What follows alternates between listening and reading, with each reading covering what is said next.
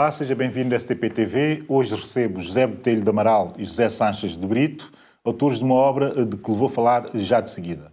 Para já, veja esta breve reportagem de introdução ao tema de hoje. Um gorila no deserto, da Namíbia ao Ruanda, chegou às livrarias a 4 de fevereiro. O livro, assinado por José Botelho de Amaral e José Sanches de Brito, conta-lhe as aventuras de 4 viajantes naqueles 2 países africanos. Da Namíbia ao Ruanda, do deserto à selva, conhece a realidade deste grupo que sem medo se entregou à paixão que sente por África numa viagem por 2 países que hoje vamos destacar. Não perca esta conversa e fique a saber mais sobre os contextos desta outra África. Como dizia, tenho comigo 2 autores, José Botelho de Amaral e José Sanches de Brito, escritores, efetivamente, se calhar escritores em horas vagas, mas com certeza viajantes, mas também, atrever-me eu a dizer, romancistas. Escreveram este livro que eu tenho aqui, que está a ser editado agora, que foi editado agora, Um Gorila no Deserto, da coleção Predicado, um livro que eu aconselho vivamente. Ainda não terminei de ler, vou na página 193, estou a aguardar o fim. Bem, não vou dizer porque é que estou a aguardar o fim, vou dar as boas-vindas aos 2, muito obrigado por terem vindo. Começaria já pelo mais velho dos 2, pelo menos por aquilo que parece mais velho dos 2.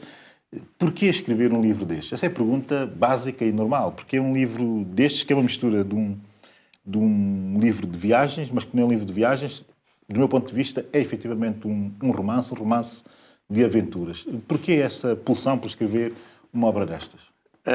Boa tarde de novo, agradecemos as boas-vindas. Porquê? Eu quase que perguntaria por que não. Porque quando nós... posso dizer a iniciar que gostamos de partilhar aquilo que vivemos. Há muita gente que não viaja, ou por opção, ou porque não pode.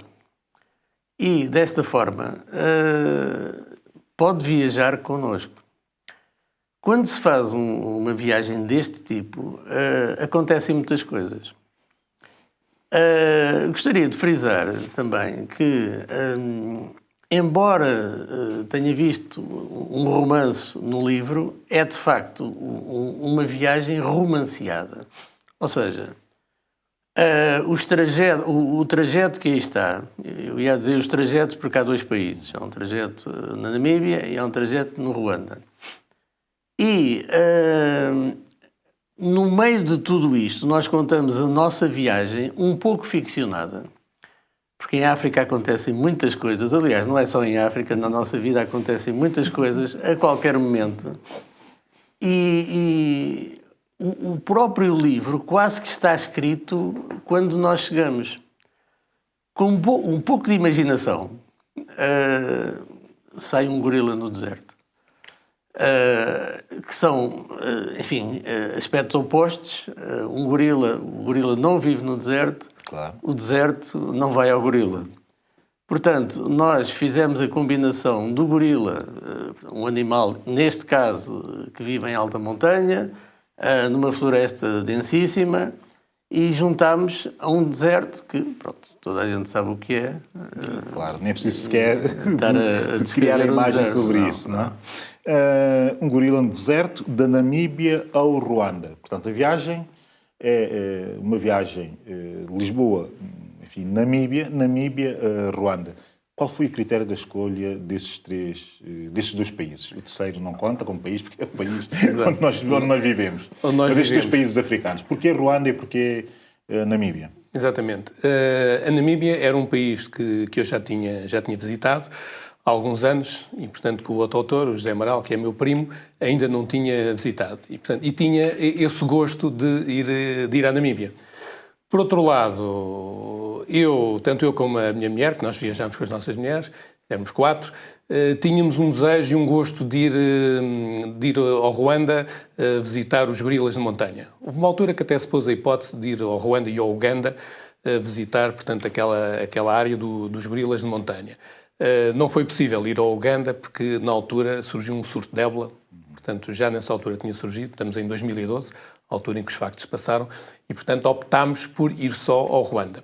E foi desta discussão, um queria ir ao Ruanda, o outro queria ir à Namíbia, e conseguimos arranjar um programa que agradasse aos dois casais e que ficássemos todos felizes e contentes com a viagem que fizemos. Bem, isto realmente é uma viagem romanceada, porque a justificação que é dada aqui no livro é mais ou menos isso, mas é um pouco mais, não é? Acaba por ser um pouco mais. Não, tem que ser, porque no meio do livro, e mais concretamente no final, nós vamos falando de algo que queremos transmitir. O que é que nós queremos transmitir? A preservação da natureza e dos seres vivos que vivem neste planeta. Como é sabido, mas as pessoas ligam um pouco a estas coisas porque há muitas outras preocupações no dia-a-dia. Há espécies ameaçadas. Hoje em dia nós regemos, infelizmente, ou também infelizmente, pelo económico, e praticamente é o económico que manda e pronto, quer dizer, e nós temos que andar a reboque daquilo que nos é indicado, e isto não tem conotação política nenhuma, mas de facto é. E, por exemplo, no caso dos gorilas, estão em vias de extinção.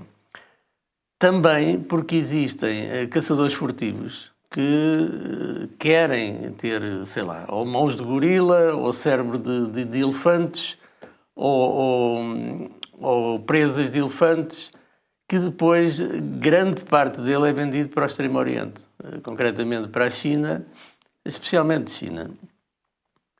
Portanto, nós quisemos também transmitir às gerações, à nossa geração, àqueles que hoje já trabalham nessa tentativa de preservação das espécies, e também às gerações vindouras, quisemos transmitir essa mensagem de que é necessário preservar o que cá temos. Esse pano de fundo, que é o pano de fundo, efetivamente, do vosso livro, José Brito, é um contexto completamente diferente daquilo que nós estamos habituados dos livros de viagens ou dos livros de aventuras em África. Havia ali um outro tipo de componentes.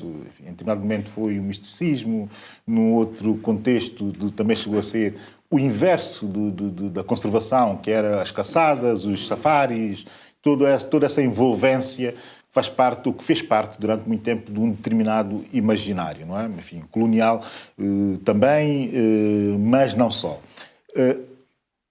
Aqui, o contexto que vocês propõem é um contexto diferente, que é o contexto da África, que também deve ser olhada como uma África que é um repositório a conservar, um repositório de espécies a conservar. Como é que se pode motivar os leitores, ou que tipo de leitores se pode motivar para uma obra deste género? Que é uma coisa que me deixa assim um pouco incomodado, não é? Porque nunca me passaria pela cabeça, passando na FNAC ou na Bertrand, eu aqui posso falar de publicidade sem problemas nenhums, posso falar dos nomes sem grandes questões, passando por livrarias, olharia para o vosso livro e dizia, mais um livro de viagens, e não vou obviamente comprá-lo, vou comprar outra coisa qualquer, e não faria essa opção. No entanto, estando a lê-lo, percebo que é mesmo importantíssimo ler-se uma obra dessas. Eu estou aqui a devagar um pouco, mas, enfim, deve ter compreendido a primeira parte da minha pergunta. Eu agradeço complementos, se achas. Nós entendemos que tudo o que diz respeito à natureza, à vida selvagem, aos animais, portanto, é um património riquíssimo de África, mas é também um património de toda a humanidade. E, portanto, que é necessário conservar e preservar. E, portanto, não deve ser só uma tarefa que os africanos têm que ter em mão, mas acho que todos os habitantes do planeta têm que ter essa consciência e devem também fazer algo, ou tentar fazer algo por isso. E verificámos durante as nossas viagens que muitos países tentam modificar a sua economia para a preservação precisamente da natureza e para o desenvolvimento do turismo. Mas um turismo de uma forma sustentada. Não pode ser um turismo que dê cabo ou destrua aquilo que existe. Muitos países têm já essa preocupação. Pareceu-nos claramente que o Ruanda, que é um país com uma densidade populacional muito grande, só para dar um pequeno exemplo aqui relativamente a Portugal, o Ruanda é da dimensão do Alentejo, da nossa província do Alentejo, e tem uma densidade populacional muito elevada. E, portanto, tem graves problemas do relacionamento entre as próprias populações e a natureza, assim como no Quénia, assim como na Tanzânia. E fazem um esforço, de facto, muito grande para preservar uma riqueza incomensurável, que é a natureza que têm, que é as espécies que lá vivem e que não existem em mais parte nenhuma. Há países que têm petróleo, há países que têm diamantes, mas há outros países que têm os gorilas, há outros países que têm manadas de elefantes, há outros países que têm leões. E isso é um valor incalculável também para a economia. E saber conseguir viver sustentavelmente com as populações e com este tipo de ambiente, de fauna, de flora, é fundamental e muito importante.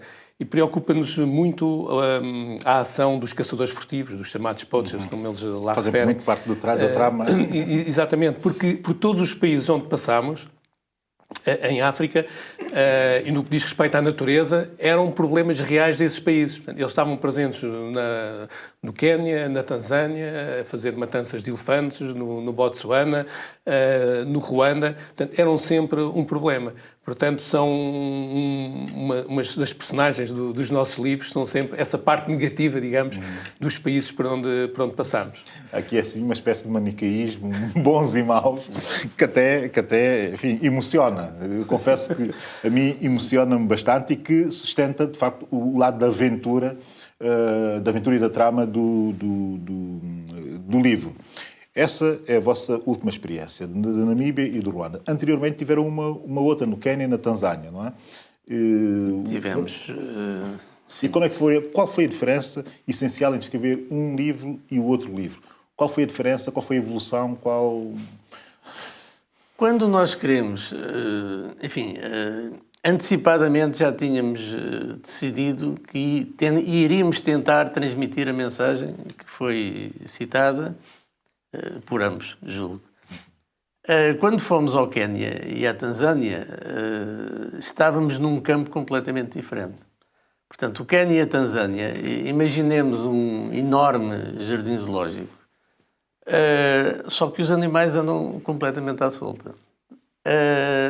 E, portanto, o campo em que nos movemos era diferente, era relativamente seguro, porque o facto daqueles animais se moverem por onde queriam não impede de que haja portas e que haja uma vedação, enfim, com um perímetro muito alargado, muitos quilómetros, em que os animais de facto se sentem à vontade, e nós também, mas nós tínhamos consciência de que mesmo naqueles parques poderíamos encontrar coisas do género que acabámos por encontrar aqui. Ficcionámos, mas, por exemplo, eu agora vou sair um pouco do Quénia e da Tanzânia. Quando nós visitámos os gorilas, a primeira fomos ter com uns pisteiros que, para além de fazerem exatamente isso, traçarem a pista para onde o guia nos deve conduzir, para nós termos a possibilidade de ver os gorilas, a primeira coisa que vimos foi 2 indivíduos armados. Portanto, eles não estão ali para o cenário, eles estão armados porque, de facto, têm que andar armados. E mais, antes de caçarem os gorilas, estes poachers, estes caçadores furtivos, tentam caçar os guardas. Porque se... É uma espécie de guerra, é uma espécie de guerra pela ecologia. Não é uma espécie, é de facto uma guerra. É mesmo, sem dúvida nenhuma. É uma guerra real, infelizmente, e exige pessoal muito treinado, muito sabedor e muito conhecedor do terreno e até dos hábitos deste tipo de gente, porque está a vida deles em causa. Antes dos gorilas estão eles também.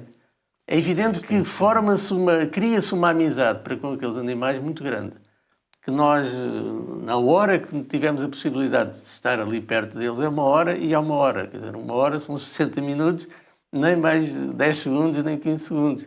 Quer dizer, tivemos a possibilidade de estar ali 1 hora. E, durante aquela hora, parece que se criou ali uma espécie de empatia. É evidente que não havia diálogo, não havia nada, mas, pronto, sentimos a ternura que havia nas famílias, porque estivemos no meio de 2 famílias de gorilas e quer dizer, metem respeito.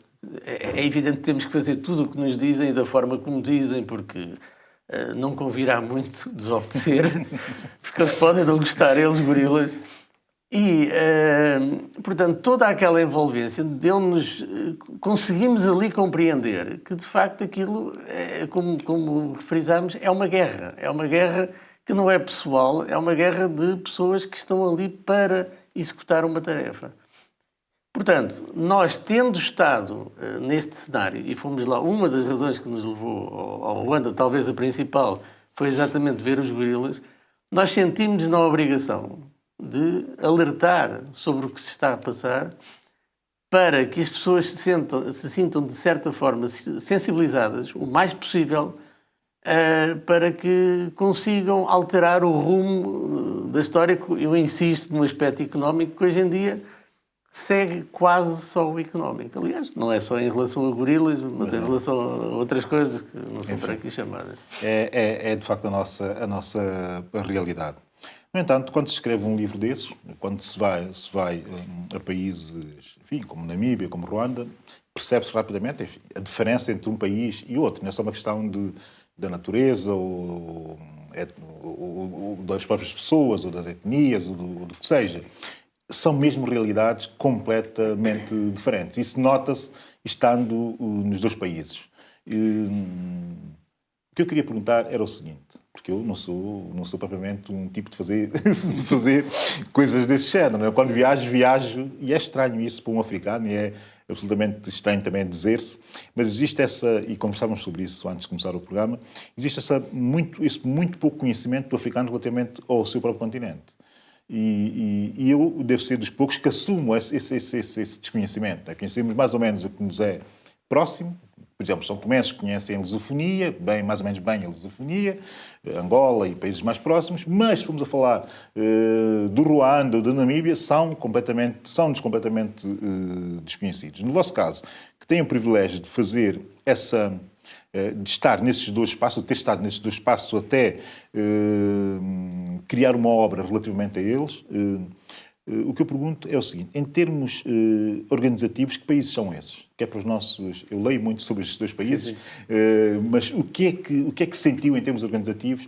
Como é que viu esses dois países para lá da questão da conservação da natureza, para lá da beleza natural? O que é que sentiu, o que é que viveu nesses dois países? Bem, notei que, no caso da Namíbia, é um país extremamente organizado e já muito consolidado. Por vezes, em algumas localidades da Namíbia, por exemplo, numa cidade, Swakopmund ou Walvis Bay, que são cidades costeiras, quase que parece que estamos numa pequena cidade alemã. Por estranho que isto pareça, é um pouco estranho. Estamos em África, naquele ambiente, naquele clima africano, e parece que estamos numa cidade alemã. E nota-se uma grande organização, portanto, daquele Estado. Como é um país bastante grande, enfim, comparado com Portugal e países europeus, e com uma densidade populacional muito pequena... ao contrário do Ruanda. Ao contrário do Ruanda, completamente ao contrário do Ruanda.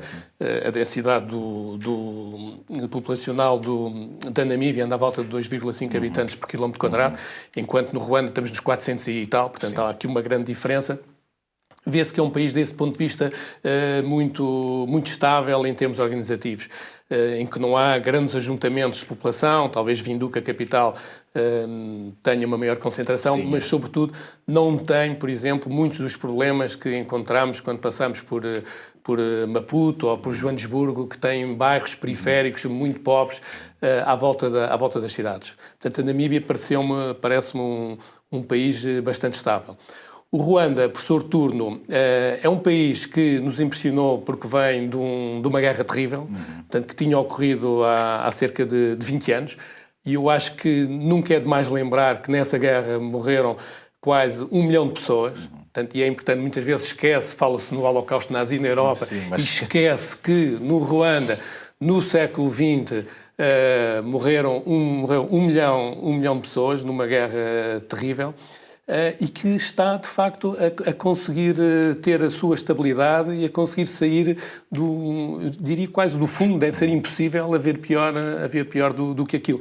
Mas pareceu-nos hoje também um país bastante estável, com um governo eleito democraticamente, o que é sempre bom de salientar. Curiosamente, o Presidente da República foi a pessoa que chefiou a Frente Patriótica, que depois devolveu ao Ruanda a paz. É interessante referir isto porque foi eleito democraticamente depois de ter conduzido, de facto, pela Frente Patriótica uma guerra, digamos, para acabar com aquilo que estava a acontecer, com o Holocausto que estava a acontecer. Exato. E pareceu-me que as pessoas, a juventude, vimos que estava muito apetente por aceder, por exemplo, às novas tecnologias, nos hotéis, nos resorts que passámos.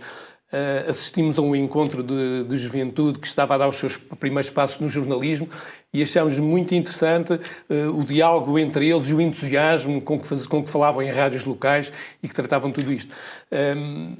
Pronto, agora a questão é que o Ruanda, obviamente, tem os problemas da grande densidade de população que já falámos, do seu convívio com a natureza, mas parece-me que estão no caminho correto, que é considerarem aquilo uma riqueza e eles próprios a explorarem para proveito do povo, através, por exemplo, do turismo, com o qual nós contribuímos e esperamos que muitos outros também contribuam. E pareceu-me, quer a Namíbia, quer o Ruanda, países muito seguros. Fala-se muitas vezes da insegurança em África, em certos países, mas parecemos completamente seguros. Andámos sempre lá à vontade, sem qualquer tipo de problema e, portanto, desse ponto de vista também foi uma surpresa muito agradável. José Amaral, já tinha tido, enfim, tem tido várias experiências de viagem por África. Livro sobre Namíbia, Ruanda, Tanzânia e o Quénia, e nada sobre a lusofonia. O que é que nos falta que é para merecer um romance de aventuras, que eu vou continuar a insistir em chamar isto um romance de aventuras da vossa parte. O que é que falta? Se calhar a proximidade, o lado emocional, que é muito próximo, impede algum distanciamento. O que é que ou então a vulgaridade, não é? Porque já existem muitos livros, de viagens de pessoalmente, eu estive no serviço militar em Moçambique. Portanto, é um país que, devido às circunstâncias em que lá estive, ainda não gosto muito, ou não gostaria muito de estar a escrever uma história sobre a experiência que tive em Moçambique, que não foi má comparada com muita outra gente.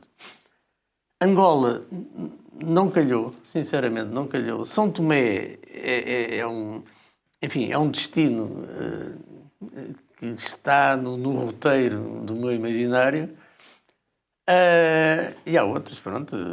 A minha mulher é de Macau, por exemplo. Também não podemos ali falar muito em personagem, é preciso dizer que a personagem é bem identificada no livro. Eu não digo se é, se não é, mas digo eu. Cabe ao leitor. Claro. Os seus pareceres. Mas pronto. E um irmão meu esteve a prestar o serviço militar em Timor. Portanto, neste aspecto estamos bem espalhados no que diz respeito à lusofonia. É uma questão de oportunidade, por vezes. Angola é um mundo. Sim, é um mundo, é efetivamente. Moçambique é um mundo também, não tão rico, mas também é um mundo que hoje em dia já tem muitos grupos que se interessam pelo turismo. Estão a saber aproveitar essa vertente turística. Tem um parque que dizem ser maravilhoso e que eu, por acaso, nunca visitei, que foi a Gorongosa. E digo por acaso porque foi mesmo por acaso. Estivemos uma vez para ir quando ainda havia a terra chamada Vila Peri. Dizem que é um pouco semelhante a Sintra. Estivemos para lá e depois, por diversos acontecimentos, não fomos. Portanto, está em agenda. É uma questão de oportunidade. Estas viagens, por vezes, nascem também por algo que surge em termos económicos no que diz respeito a transporte, etc. Claro. Hoje tenho de falar na TAP, porque hoje a TAP assinala 70 anos. Ok. Tenho 70 anos de vida e eu trabalho na TAP. Ótimo. Portanto, com muito orgulho e espero continuar na TAP e espero que a TAP continue a TAP. Eu aqui tenho que deixar uma nota, que eu... Enfim, não me faça queixas. Não, mas até podia fazer. E vou explicar porquê. Porque não gostei nada de ouvir, e aqui é uma nota política, claramente política, não gostei nada de ouvir o Ministro dos Negócios Estrangeiros dizer que a TAP, enfim, manteria pendente a rota para Guiné-Bissau durante mais algum tempo por questões meramente comerciais. Quer dizer, não é nenhum complexo de ex-colonizado nem nada disso. Antes, pelo contrário, é de um ex-colonizado completamente descomplexado. Mas a verdade é que a TAP faz parte de nós. A TAP também é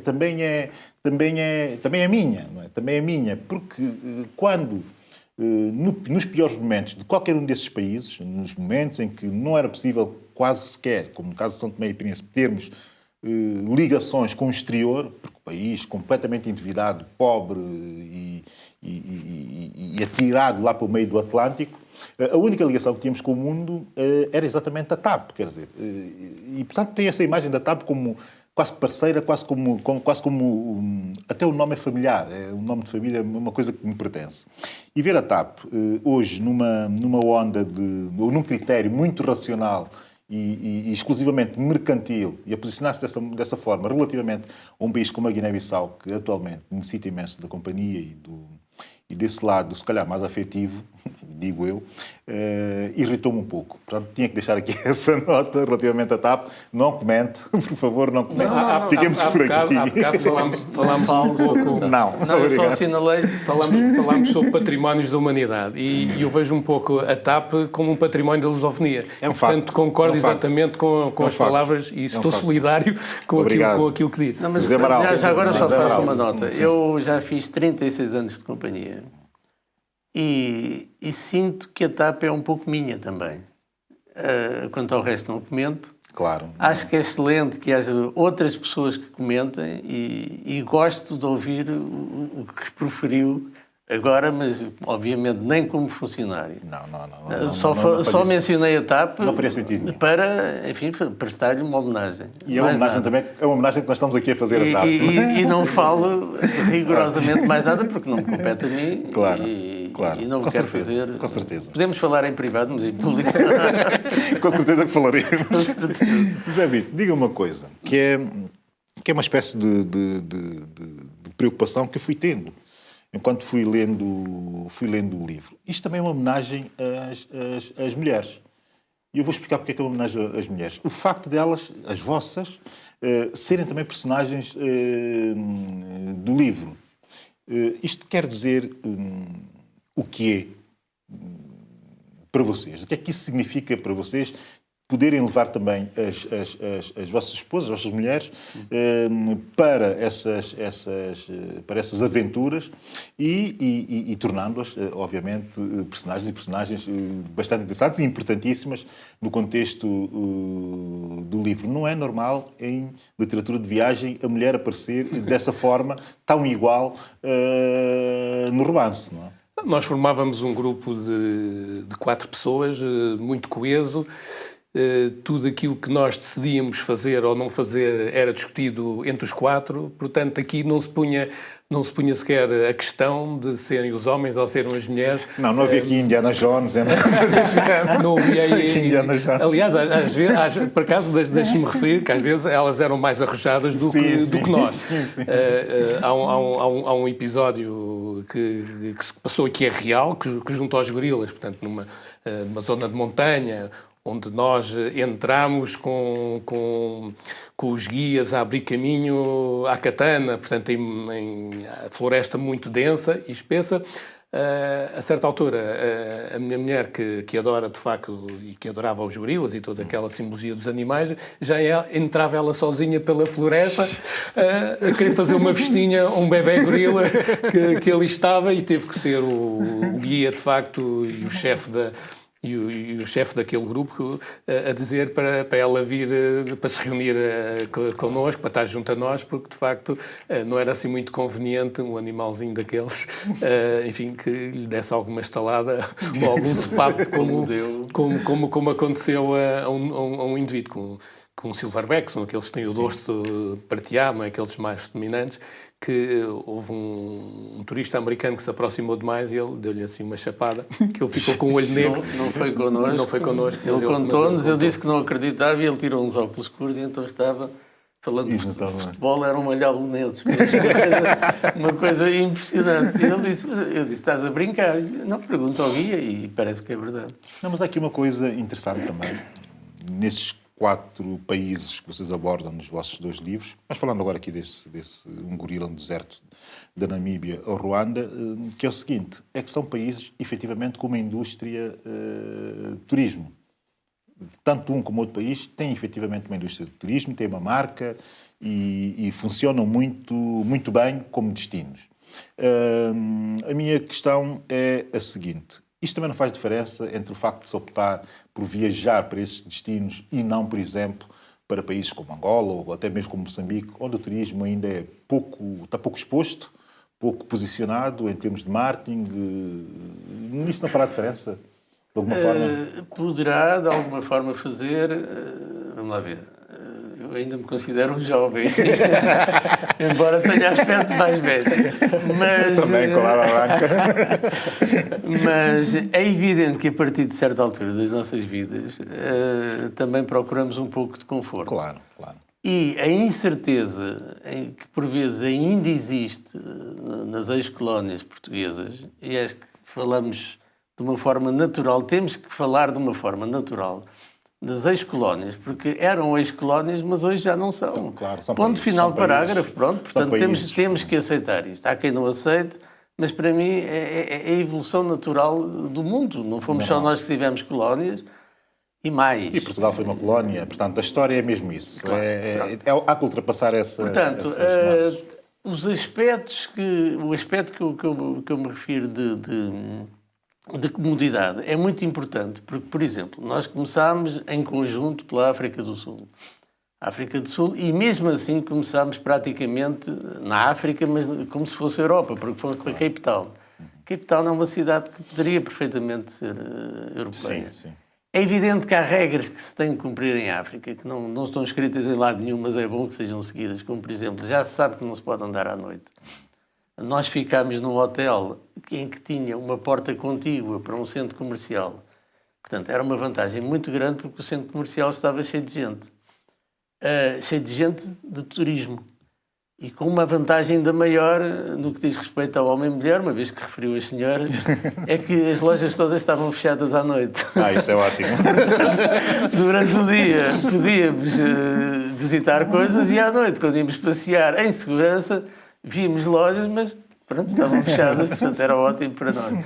Portanto, respondendo à sua pergunta objetivamente, também conta esse aspecto. Portanto, começámos com a África do Sul, depois fomos para uma zona realmente selvagem, que foi o Botsuana, que foi também uma aventura, e fomos num ano em que tinha chovido particularmente, com muita intensidade, de modo que, para nos deslocarmos no Delta do Okavango, quase só com viagens de avião, de resort para resort, e depois para andar localmente tínhamos que andar nos mocoros, que são aquelas pirogas em que estão indivíduos com uma vara a empurrar aquilo, porque é pouco profundo. Enfim, com alguns perigos inerentes, sei lá, há hipopótamos que estão ali debaixo de água, nós não os vemos, eles veem-nos, veem talvez um borbulhar, há ali de sinais que lhes compete a eles detectar. Quando víamos, era mau, porque ficávamos um pouco inquietos, porque se não estavam hipopótamos é que estavam elefantes, portanto qualquer deles um bocadinho forte. Maiores que nós. De modo que, repito, talvez ainda não haja as condições turísticas. Eu estou a pôr um talvez porque, sinceramente, não sei. Em Angola... Mas é uma questão de percepção, que tanto o Ruanda como a Namíbia, ou até Quénia, podemos ir até a Tanzânia, o que quisermos, desses países, existe de facto uma indústria de turismo que funciona. São destinos que se encontram razoavelmente bem em qualquer parte do mundo, incluindo até em África, não é? Mesmo para se deslocar a esses destinos. Portanto, a próxima aventura, onde é que é? Eu fiquei sem saber. Onde é que é a próxima aventura? Se calhar é num país lusófono, diria. Eu gostaria imenso de, por exemplo, no caso de Moçambique, poder visitar a Gorongosa, porque praticamente nós conhecemos quase uma vintena de parques naturais em África. E, de facto, é uma lacuna importante que gostaríamos de colmatar, que era a fase da Gorongosa. Mas sempre que pensamos em lá ir, ouvimos depois notícias de Moçambique que nos desincentivam um bocadinho. E, portanto, era a altura das pessoas de lá, dos dirigentes, perceberem que tem ali uma riqueza, que aquilo é tão bom como o gás natural, ou como o petróleo, ou como os diamantes, como eu disse há bocado. E é preciso saber explorar e dar as garantias mínimas de que as pessoas podem ir lá em segurança. Isso é interessante, porque já começo a ver muitos países africanos em que o turismo pesa imenso no PIB. pesa imenso. Ruanda é claramente um dos casos, e há 20 anos tiveram, que nós, aqui já falámos, já tiveram problemas sérios. Ainda assim conseguem criar uma imagem, têm uma marca e conseguem que o turismo pese e bastante no PIB deles. Já não falo do Quénia, que tem uma indústria, enfim, já uma indústria, mas uma indústria de muitos anos, não é? Quer dizer, países que têm recursos naturais, que também não façam essa aposta na diversificação do seu próprio tecido económico, é um pouco estranho. Já estamos aqui a fugir ao livro, mas isto é uma conversa e vai por esse caminho. Bom, vamos ver.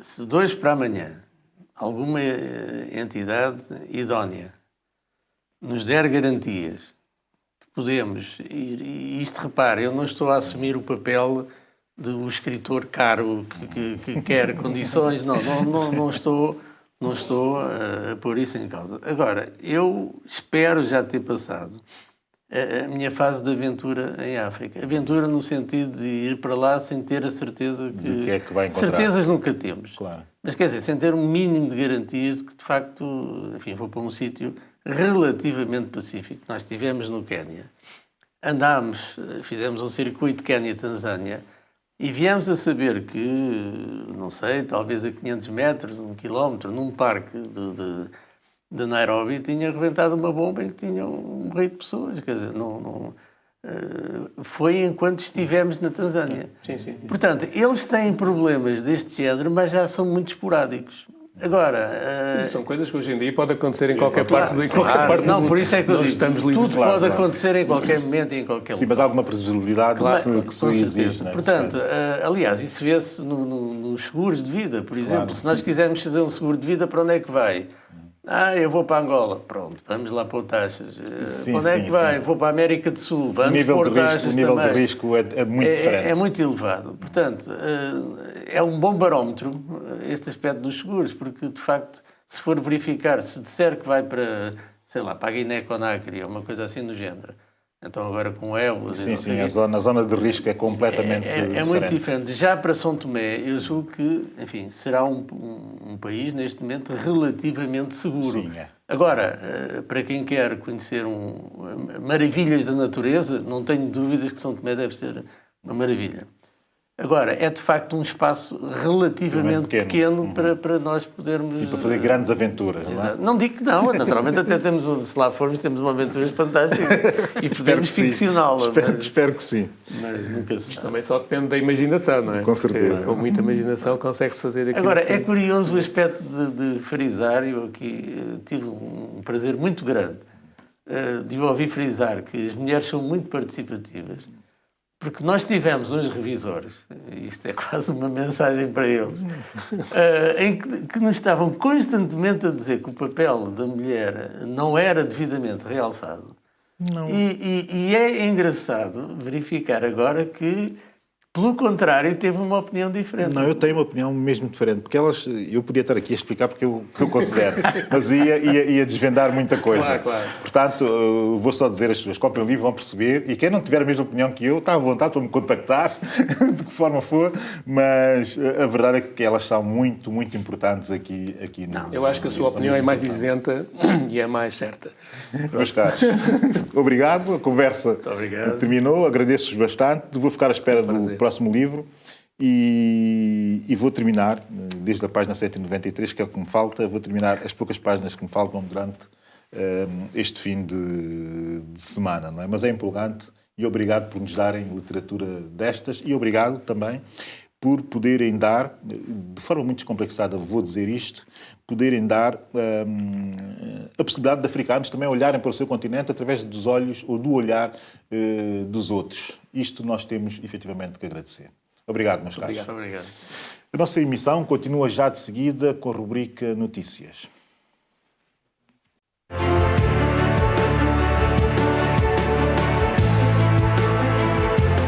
De volta para as notícias da semana. O Ministério da Saúde, através do Infarmed, celebrou um protocolo com o Governo de São Tomé e Príncipe para a doação de medicamentos com o objetivo de minimizar as graves carências que o país atravessa. Esse protocolo envolve a Associação Portuguesa de Indústria Farmacêutica, a Apifarma, a Associação Portuguesa de Medicamentos Genéricos e Biosimilares, a Apogen, e a distribuidora Rangel Pharma. Essa é a nossa primeira notícia que comentarei já de seguida. O Ministério da Saúde, através do Infarmed, celebrou um protocolo com o Governo de São Tomé e Príncipe para a doação de medicamentos com o objetivo de minimizar as graves carências que o país atravessa. Este protocolo envolve a Associação Portuguesa da Indústria Farmacêutica, Apifarma, a Associação Portuguesa de Medicamentos Genéricos e Biosimilares, Apogen, e a distribuidora Rangel Pharma. Esta foi uma iniciativa do 16º Governo liderado pelo Primeiro-Ministro Patrício Trovoada e que teve uma adesão que não deixará nenhum santomense indiferente.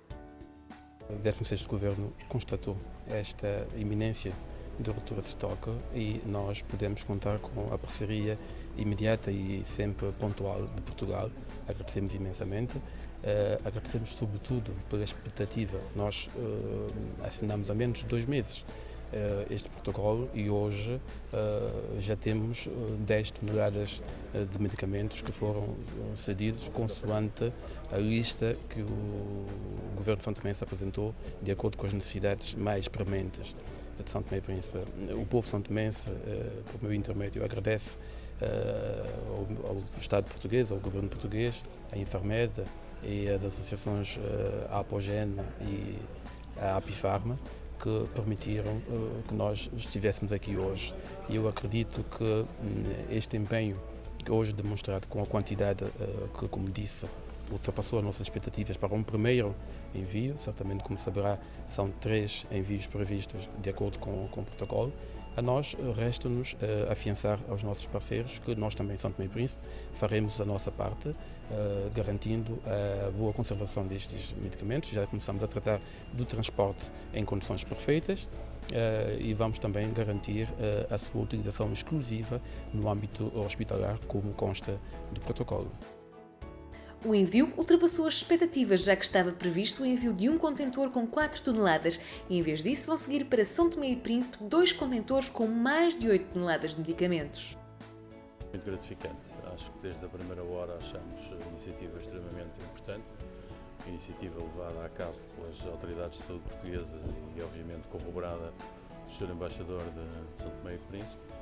E, em termos de empresas, senti desde a primeira hora que ia haver uma resposta muito positiva. Houve que fazer uma ou 2 insistências, mas a verdade é que eu acho que o resultado supera as expectativas e ficamos todos claramente satisfeitos em ter conseguido auxiliar esta missão.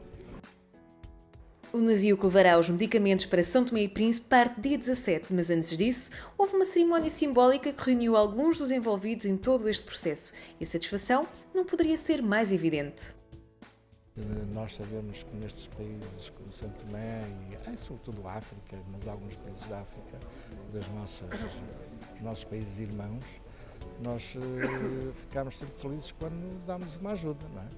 E esta ajuda que também os laboratórios fizeram o favor de doar os medicamentos, nós fazemos a armazenagem e a recolha e o transporte para São Tomé, portanto, é um momento de felicidade de saber que estamos a ajudar, não é? É a forma de haver aqui uma demonstração real que, de facto, isto é uma comunidade de países irmãos, e quando um país dá sinal de que existe um risco, neste caso era o risco de ruptura do fluxo de medicamentos nos hospitais, nos 2 hospitais da ilha, o país irmão responde.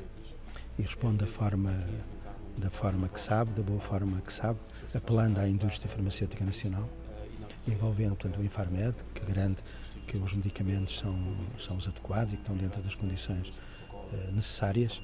Portanto, é uma importância, enfim, transcendental, acho eu. Nós temos uma relação que é uma relação de família e, portanto, aqueles que podem ajudam aqueles que precisam. E no tempo estas relações se calhar vão mudar. Aqueles que hoje estamos a ajudar, quem sabe no futuro são aqueles que nos vão ajudar a nós, ou talvez um dia. Mas esta consciência tem sido também ao nível das autoridades. Eu queria lhe dizer que o Infarmed, tutelado pelo Ministério da Saúde, criou um organismo que se chama Farmed, e que junta as autoridades regulamentares do medicamento de todos os países do espaço lusófono e que é já um passo importante para que o mundo do medicamento, na lusofonia, tenha os mesmos regulamentos, os mesmos procedimentos, o que agiliza muito o circuito do medicamento, em que se consegue manter a qualidade e a segurança dos medicamentos e ao mesmo tempo fazer com que eles cheguem mais depressa a todos os países lusófonos.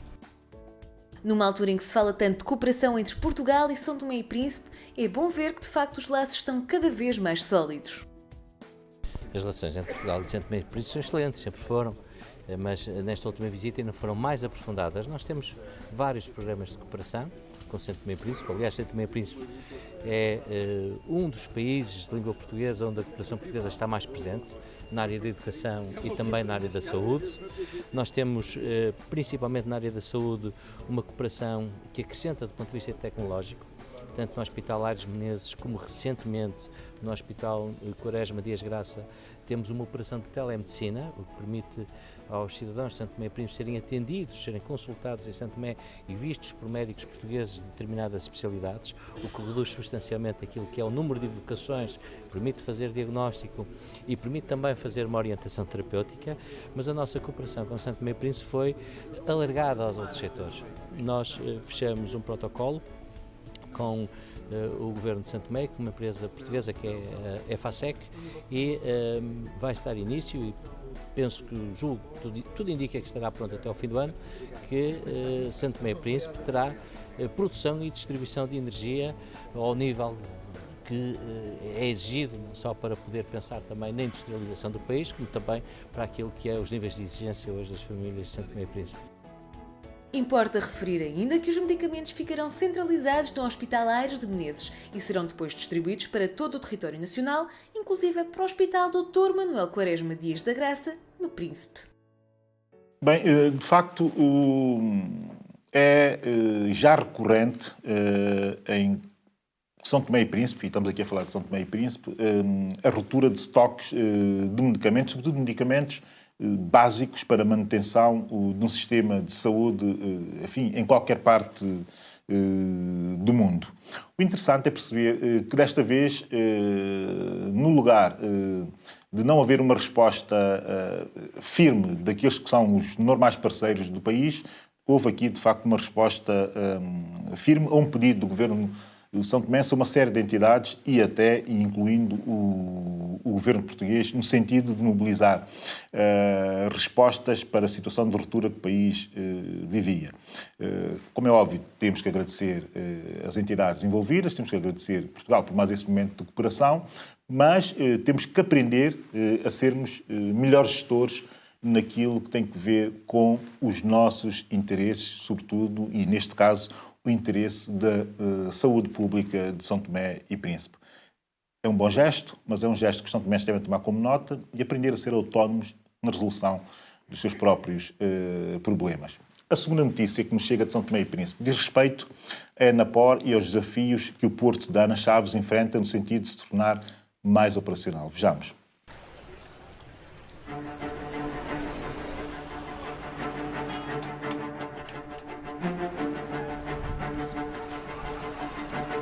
Estamos no coração da economia de São Tomé e Príncipe. O porto de Ana Chaves, construído na década de 60, é a única porta de entrada e o ponto de partida do desenvolvimento do arquipélago encravado no Golfo da Guiné.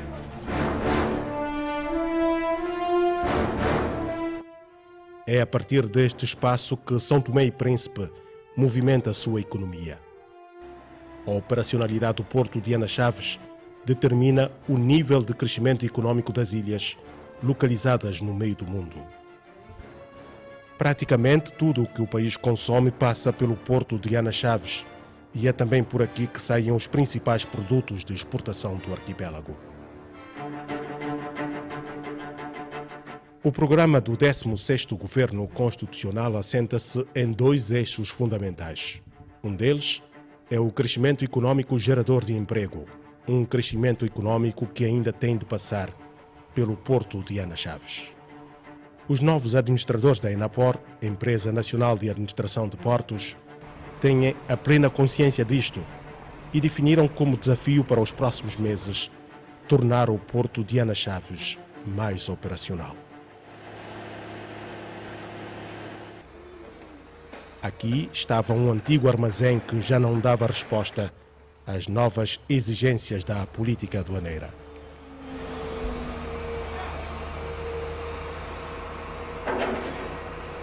Anteriormente as mercadorias alvoravam o porto, maioritariamente a granel, isto é, cargas não convencionadas, e atualmente as mercadorias chegam aos portos através dos contentores.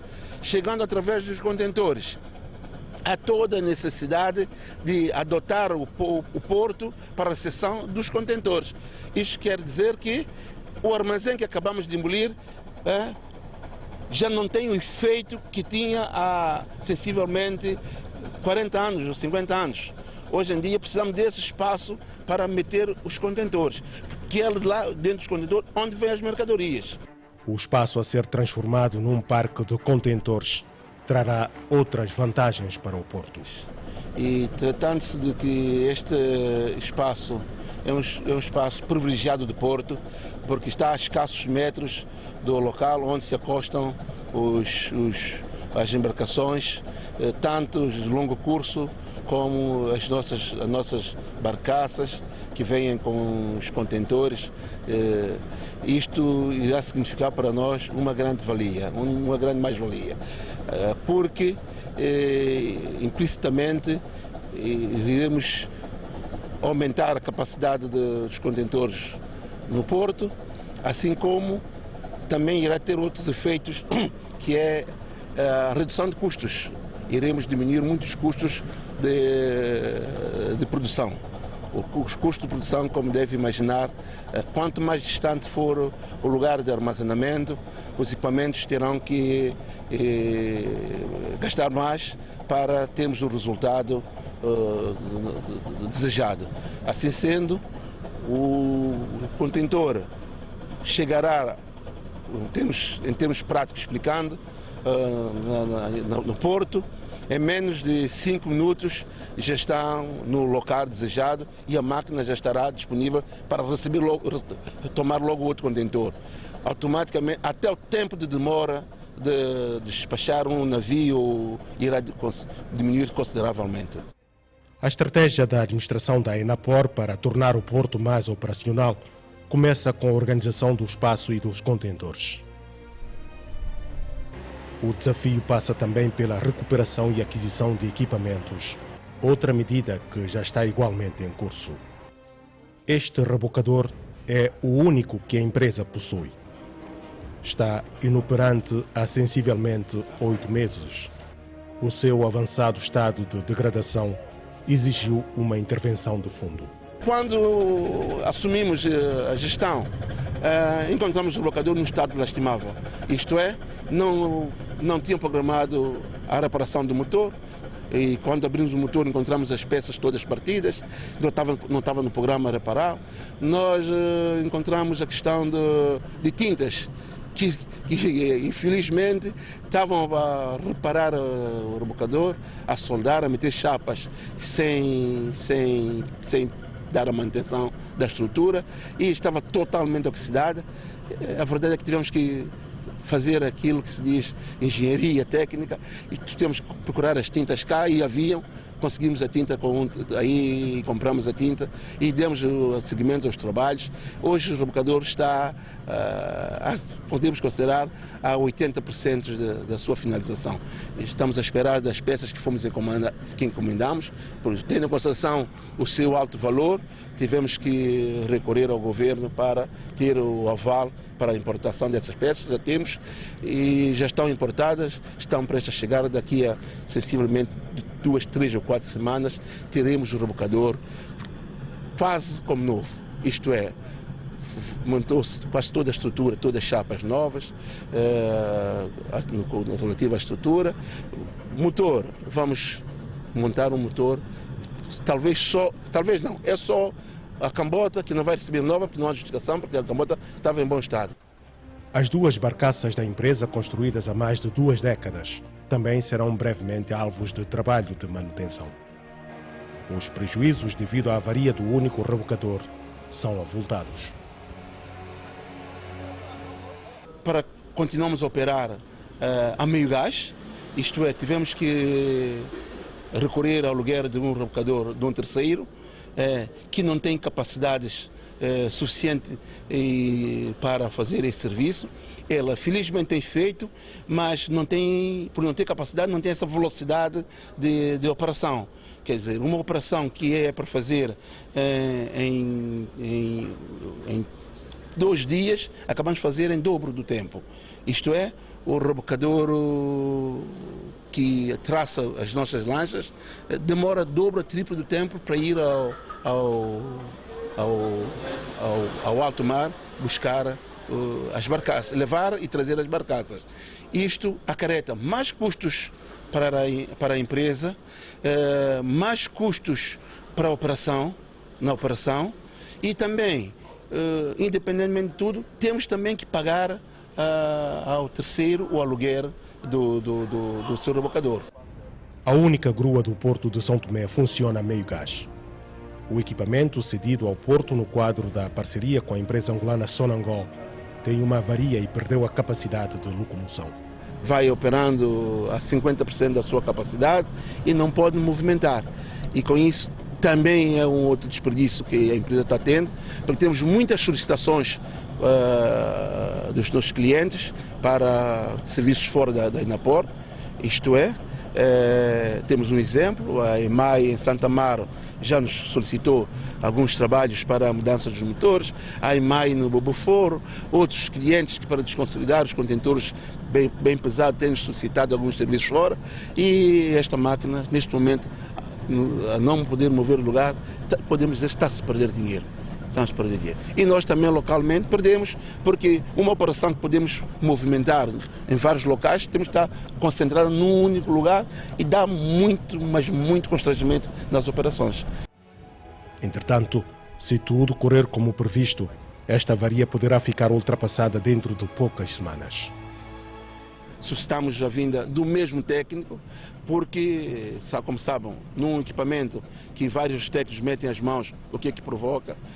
Tentamos solicitar a fábrica e foi precisamente a fábrica que nos aconselhou a vinda do mesmo técnico, que é o técnico que dá serventia a todas as máquinas desta marca. Na nossa sub-região, Angola, Guiné, Cabo Verde, Santo Tomé, basta todas as máquinas, ele que vem faz isso. Portanto, aconselham trazer o mesmo técnico, já está feito os expedientes, já fizemos a transação para a vinda desse técnico.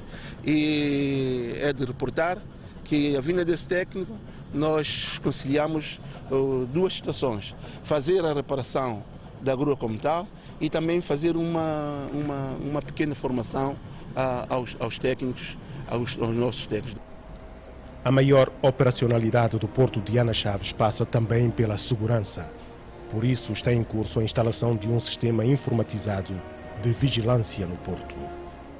Para definitivamente termos o Porto sobre as condições que são impostas no código ISPS em que fazemos parte. Isto é, controle de acesso de pessoas, bens, viaturas e monitorização por via informática, isto é, câmara de vigilância de tudo que ocorre dentro do Porto.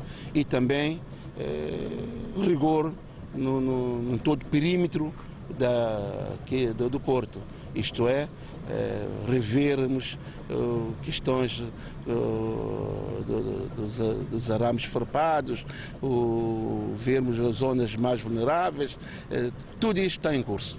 Temos, sensivelmente, 2, 3 meses para pormos um ponto final em questões que brigam com a segurança no Porto.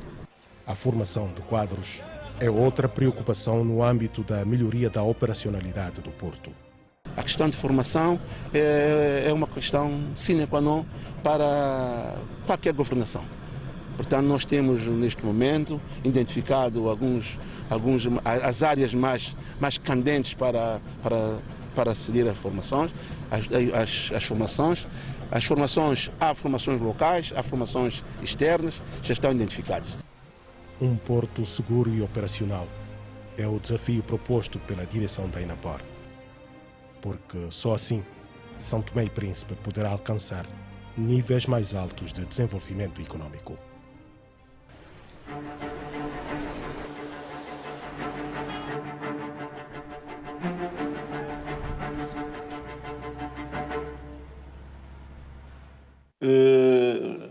É uma discussão santomense, uma discussão de infraestruturas, é uma discussão que já alonga tempo demasiado do meu ponto de vista. Como é óbvio, com a instabilidade constante que nós temos tido ao nível dos diferentes governos que temos também tido nos últimos 20 anos, qualquer coisa como 14 ou 15 governos, não é possível, de facto, de forma nenhuma, optar-se por fazer-se uma política de infraestruturação consistente. E, como não somos capazes de o fazer porque apostamos na instabilidade governativa, o resultado só pode ser esse tipo de resultados. Um porto que já não funciona, que já não responde às necessidades do país e que o governo atual terá, obviamente, que tentar resolver e tentar reprojetar toda a componente de infraestruturas essenciais, porto e aeroporto, sobretudo, de São Tomé e Príncipe. Veremos o que se vai passar, veremos e esperemos que tudo corra, de facto, bem. São Tomé e Príncipe, chega-nos ainda uma reportagem sobre a campanha de nacionalização de cidadãos da CPLP, ou oriundos da CPLP, que se encontravam no país à altura da independência de São Tomé e Príncipe. A campanha que arrancou no distrito de Lembau, nordeste da ilha de São Tomé, vai percorrer todo o país durante os próximos 6 meses. O processo de atribuição da nacionalidade são-tomense a cidadãos da CPLP que se encontravam no país à data da proclamação da independência nacional é totalmente gratuito para todos os interessados. É uma obrigação que nós temos de integrar completamente as pessoas que em 1975 estavam cá em São Tomé e Príncipe, sabendo que a maioria delas são pessoas oriundas de países da CPLP, mas sobretudo dos Palopes.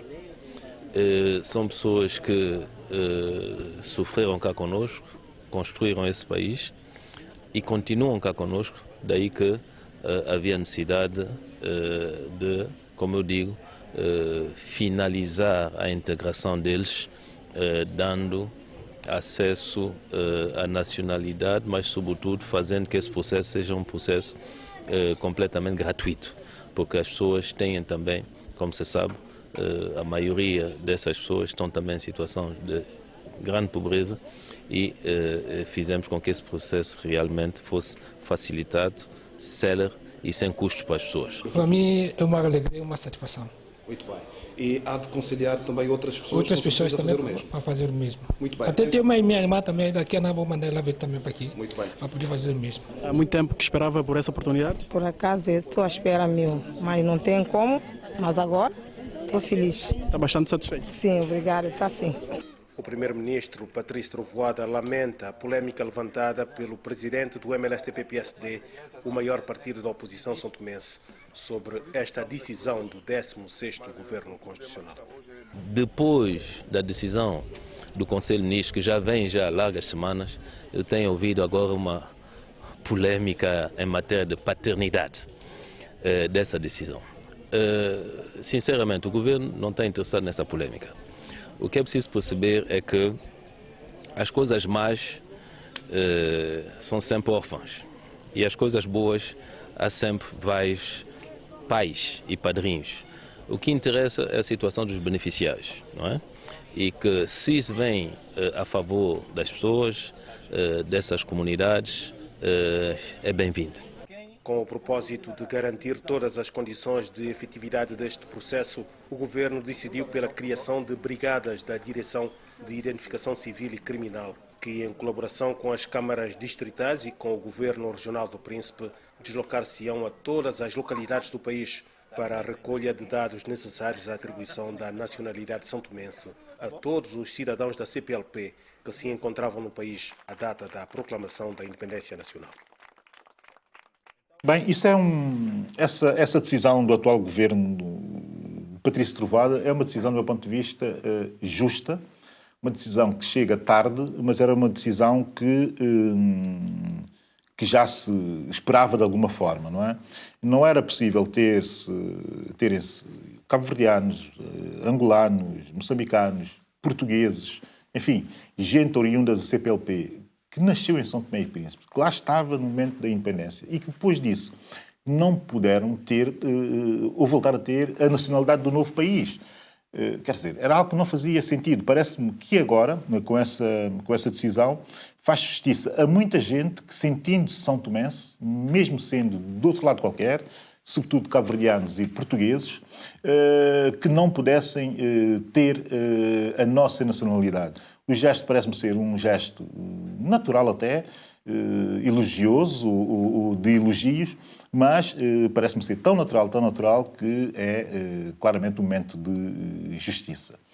Como já vem sendo habitual, tenho algumas sugestões para si. Hoje não vou ficar pelos livros, vou aconselhar dois títulos, 2 DVDs que se encontram facilmente no mercado. Diamantes de Sangue é um filme, também sobre a África, também sobre aventuras em África, mas numa outra perspectiva e num outro contexto diferente daquele que estive aqui a falar com os convidados de hoje, e um outro ainda, O Fiel Jardineiro, mais ou menos também, uma aventura em África, mas aqui tanto num como no outro caso, com reflexões políticas e com repercussões políticas um pouco fora do contexto do livro do José Amaral e José Brito. No entanto, é um outro olhar diferente sobre o continente que convém, obviamente, ter. E para finalizar, um clássico, esse sim, um clássico sobre África, um livro que eu li muito jovem, porque encontrei na prateleira da casa dos meus pais, em São Tomé, As Verdes Colinas da África, de Ernesto Hemingway. Também deu um belo filme. Leiam muito, vejam filmes, vejam o máximo possível de espetáculos. Eu podia sugerir também aqui um outro espetáculo, mas que vai acontecer em Lisboa na próxima semana, mas vou deixar para que descubram, que está a ser muito publicitado e tem a ver com um grande cantor africano que vai estar em Lisboa na próxima semana. Chegamos ao fim de mais uma emissão da STP-TV. Os temas que marcam a atualidade passam sempre por aqui. Aos sábados, pelas 18 horas, pode rever essa emissão no YouTube, deixar os seus comentários lá e também no Facebook. Eu sou Abílio Neto e esta é a STP-TV, a sua nova televisão.